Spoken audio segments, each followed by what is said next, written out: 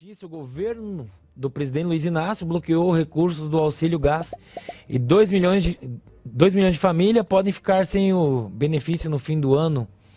O Ministério do Desenvolvimento e Assistência Social, Família e Combate à Fome travou a liberação de 262 milhões de reais do auxílio gás. De acordo com o levantamento da associação, contas abertas com dados do Sistema Integrado de Planejamento e Orçamento. Rodrigo Constantino. Olha, Anselmo, vamos lá, né? Eu não vou falar de um caso específico, né? O auxílio gás, ou como é que ficou a questão do Bolsa Família e tudo. Eu vou falar em termos mais genéricos, fazer análise aqui para reflexão da nossa audiência em relação ao papel do Estado. Falamos de privatização no começo, mostramos os riscos disso, falamos de o trade-off que existe em velocidade, transparência ou controle em relação à moeda. E aí agora vamos falar então de relação à ajuda, em relação a apoio aos mais pobres, né? Quem pode ser contra estender uma mão a quem precisa e tudo? Só que a gente tem que pensar primeiro o seguinte: o Estado não cria riqueza. Ele tira antes de quem criou, de quem produziu riqueza. Esse é o primeiro ponto. E costuma cobrar caro um pedágio no meio. Segundo ponto, o paternalismo estatal, a ideia de que o Estado pode cuidar e deve cuidar das pessoas do berço ao túmulo, dando auxílio, vale isso, vale aquilo, auxílio. Isso é muito pernicioso, até para a questão moral da sociedade, sem falar da eficácia de resultados. Por que eu digo questão moral? Quem é cristão vai lembrar do mandamento, né? Ame ao próximo como a ti mesmo e ajude.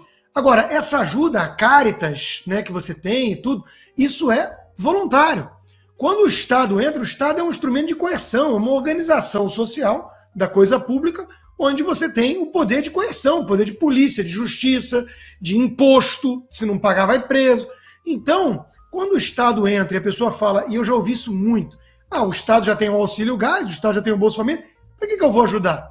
Então tem um efeito pernicioso moral. Ao mesmo tempo, a cabeça do socialista que vira e fala, o Estado tem que ajudar todo mundo, eu sou simpático, solidário a uma situação que eu considero ruim ou não é digna, vida digna, pronto, chama o Estado para resolver.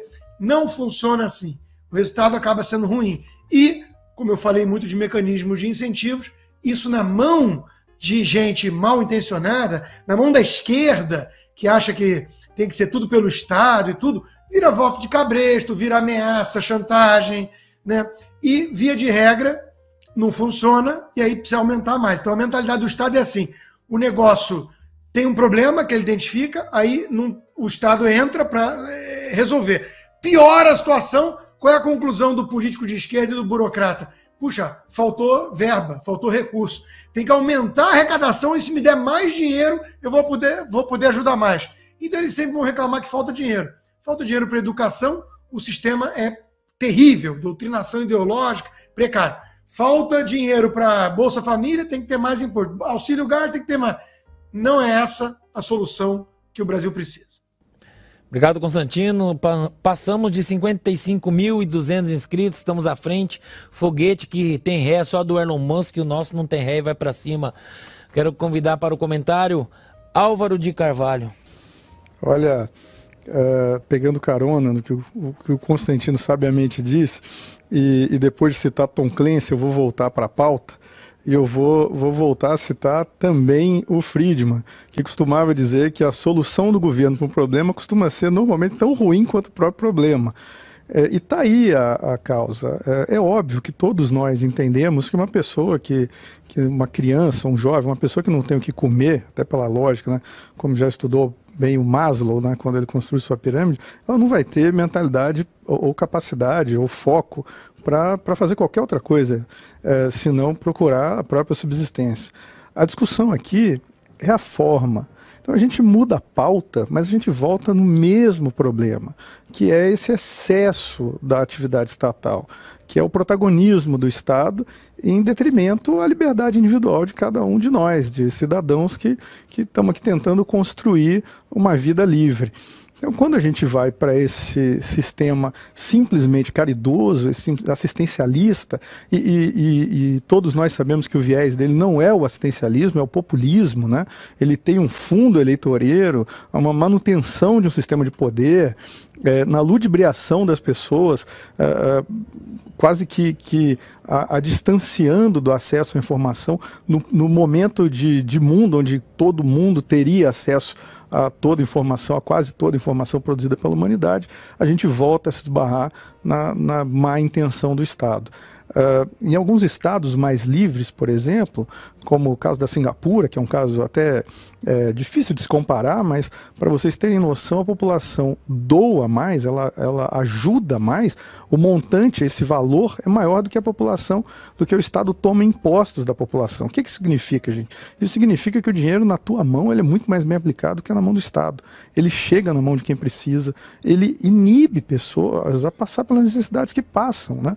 Então, num país onde 40% de tudo que se produz vai para o Estado, né, a arrecadação é tomada para o Estado, esse dinheiro tinha e poderia ficar na mão dessas pessoas. A vida poderia ser mais barata, ela poderia ser mais acessível. Mas qual que é a lógica? Que nós somos um Robin Hood às avessas. A gente rouba do pobre, devolve um pouquinho para ele ali, para ele achar que a gente está fazendo uma grande bondade na vida dele e entrega para aqueles que estão mais próximos do poder em forma de privilégio. A pauta muda, a lógica é a mesma. Obrigado, Álvaro. Paulo Martins. Estamos sem seu áudio, Paulo. Agora sim. Esse tipo de intervenção estatal aí, inclusive na caridade, como o Rodrigo desenhou bem ali, e eu gostaria de ver algum estudo, pelo menos eu não conheço, se algum de vocês conhecer, por favor me indique, sobre as santas casas. Antes da existência de um sistema público de saúde, as santas casas que viviam para fazer a caridade, o serviço, oferecer o serviço médico e tal, como isso, o fluxo de caridade para manter as santas casas foi impactado ou não depois de uma adesão dessas instituições a um sistema público de saúde. Eu tenho curiosidade sobre isso. Mas assim, no geral, esse tipo de intervenção, ele tem alguns casos pode até ter algum caso de sucesso pontual e temporário, mas especialmente em lugares onde você tem um pacto social muito forte, né? Um pacto social no sentido daqueles que há uma união de praticamente todos em torno de alguma causa específica, normalmente oriunda de um evento traumático para aquela comunidade. Aí aceita-se uma concentração ali no Estado por um tempo para resolver um problema X ou Y, que essa mesma comunidade depois pode chegar à conclusão de que esse problema foi sanado ou de que a solução falhou e mexer nisso. Isso quando há senso de responsabilidade e continuidade. No Brasil não há mais nada disso. No Brasil chega-se um grupo no poder e ele visa oferecer alguma benesse, algo que dê alguma vantagem a um grupo de necessitados, e esse grupo ele é inflado por aqueles que também querem vantagens, e aí o grupo que não faz parte é acusado de ser uma ameaça a essas vantagens caso venha estar no poder. Aí para esse grupo que é ameaçado de acabar com as vantagens, se defender e não se inviabilizar eleitoralmente, ele diz assim, não, eu vou dar mais ainda. E aí o grupo de plantão vai lá e dá mais do que o outro diz que daria, usando aquilo como um instrumento de sustentação para o seu grupo de poder, seu grupo no poder.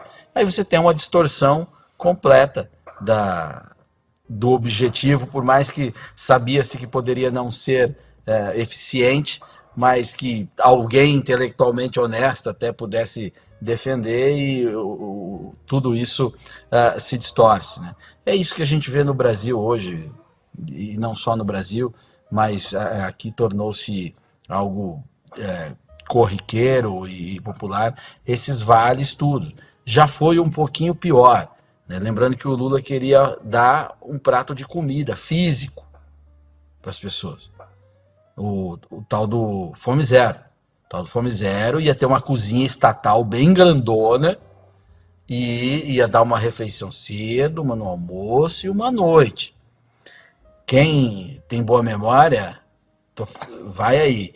O, logo após a posse do Lula, aí as empresas que queriam ficar próximo, né, dos socialistas do poder passaram a fazer doações. Eu lembro que a Volkswagen doou um bitrem cheio de comida para resolver o problema do Brasil, né, para a cozinha estatal preparar, né, com aquele temperinho, hein, de amor, né, é sazon, né, que é amor, né, devia ser um outro nome que eles iam usar, né, com toda a logística que todo um funcionamento. Então já foi pior. Tá ruim, mas já foi pior. E essa questão do auxílio gás aí é só uma questão de prioridades da máquina eleitoral do PT.